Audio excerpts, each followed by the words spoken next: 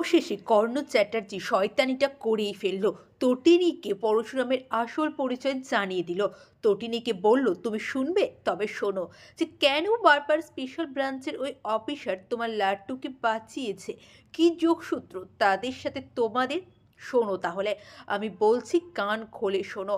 পরশুরাম আর কেউ না, তোমার হাজবেন্ড শিবপ্রসাদ গাঙ্গুলি। যেটা শোনার পরে তটিনীর তো মাথা ঘুরে যাবে এমন অবস্থা। কিন্তু শিবপ্রসাদেরও মনে হয়েছিল যে কোথাও কোনো একটা গণ্ডগোল হচ্ছে। তাই তটিনীর খোঁজে সে মুখার্জি বাড়িতে হাজির হয়ে যায়।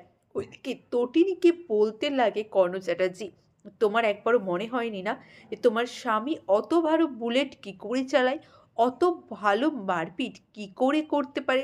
তোমার স্বামী কোনো সাধারণ স্বামী না, সে স্পেশাল ব্রাঞ্চের অফিসার।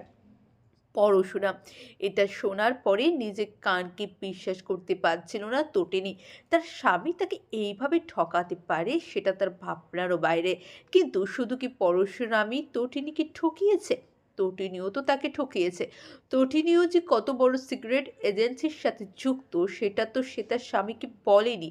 তার স্বামী কোনোদিনও সেটা জানতে চায়ওনি। কিন্তু আজকে তটিনী আর পরশুরামের সম্পর্কে এইভাবে ভাঙন সৃষ্টি করলো কর্ণ চ্যাটার্জি। এবারে কি হবে? কিভাবে সামলাবে নিজের ঘরটা পরশুরাম? পারবে তটিনীকে আটকে রাখতে, নাকি তটিনী সব কিছু ছেড়ে চলে যাবে?